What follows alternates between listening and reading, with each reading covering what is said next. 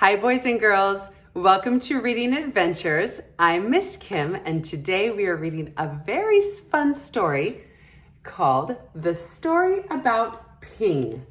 It is by Marjorie Flack, and pictures are by Wiese. All right, look at that. Look at Ping, the little duck. Here we go. Once upon a time, there was a beautiful young duck named Ping. Ping lived with his mother and his father and 2 sisters and 3 brothers, and 11 aunts and 7 uncles and 42 cousins.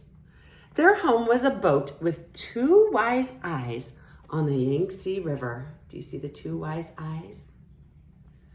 Each morning as the sun rose from the east, Ping and his mother and his father and sisters and brothers and aunts and uncles and his 42 cousins all marched one by one down a little bridge to the shore of the Yangtze River. You see them all marching down and going out.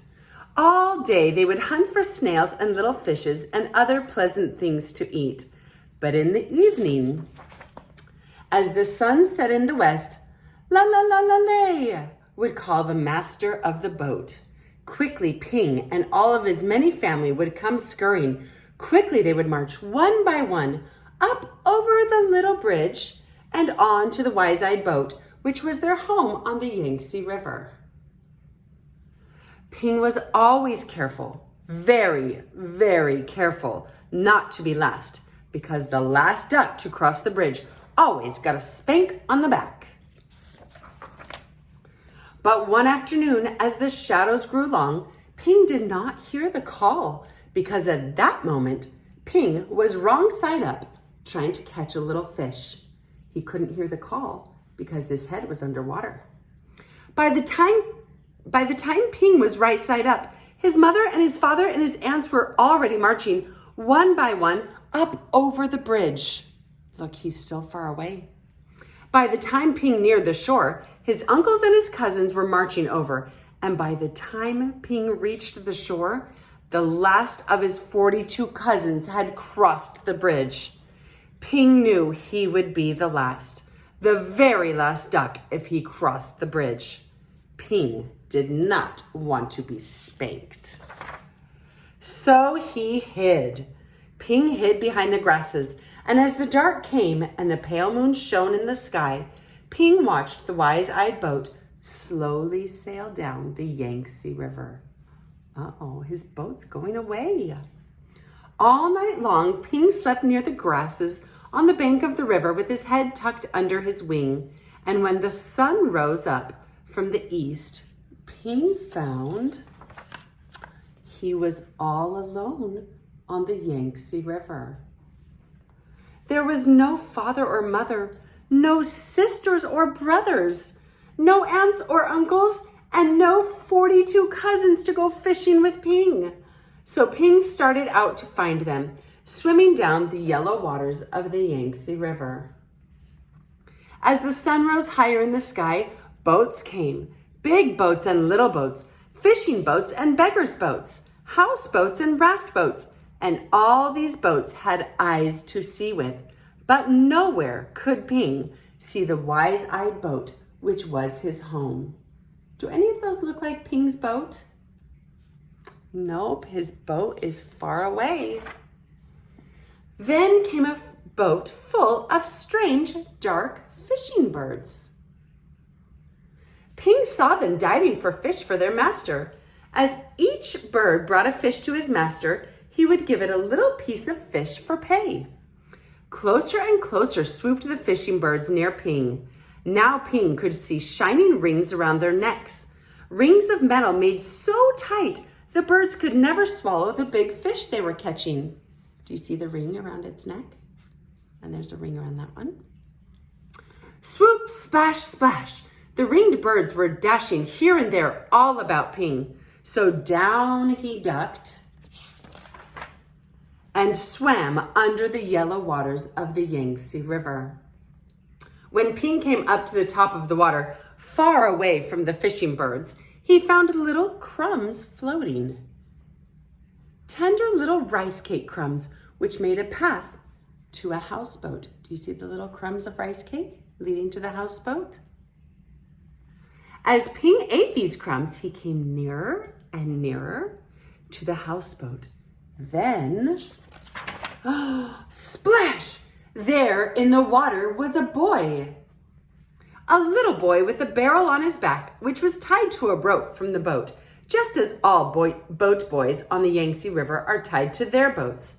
In the boy's hand was a rice cake. "Ow!" cried the little boy, and up dashed Ping and snatched at the rice cake. Do you see Ping snatching the rice cake? The barrel is on the boy's back to help him float. Quickly, the boy grabbed Ping and held him tight. "Quack, quack, quack, quack," cried Ping. "Oh, oh," yelled the boy. Look, he caught Ping. Ping and the boy made such a splashing and such a noise that the boy's father came running, and the boy's mother came running, and the boy's sister and brother came running, and they all looked over the edge of the boat at Ping and the boy splashing in the waters of the Yangtze River. Look at them all watching the boy trying to catch Ping. Then the boy's father and mother pulled at the rope, which was tied to the barrel on the little boy's back. See, they're pulling the boy back up to the boat. They pulled, and up came Ping and the boy onto the houseboat. "Ah, a duck dinner has come to us," said the boy's father. "Oh no, they want to eat Ping." "I will cook him with rice at sunset tonight," said the boy's mother. "No, no, my nice duck is too beautiful to eat," cried the boy. But down came a basket all over Ping, and he could see no more of the boy or the boat or the sky or the beautiful yellow water of the Yangtze River. All day long, Ping could see only the thin lines of sun which shone through the cracks in the basket, and Ping was very sad. Do you see the basket they put on to trap Ping? After a long while, Ping heard the sound of oars and felt the jerk, jerk, jerk of the boat as it was rowed down the Yangtze River. Soon the lines of sunshine which came through the cracks of the basket turned rose color, and Ping knew the sun was setting in the west. Ping heard footsteps coming near him. The basket was quickly lifted, and the little boy's hands were holding Ping. He took the basket off him. Quickly, quietly, the boy dropped Ping over the side of the boat, and Ping slipped into the water, the beautiful yellow water of the Yangtze River. Then Ping heard this call, "La la la la lay." Did the boy let Ping go so he wouldn't be made into a duck dinner? Yes, the boy loved Ping. And as soon as Ping got in the water, what sound did he hear? Is that his master calling? La la la la lay.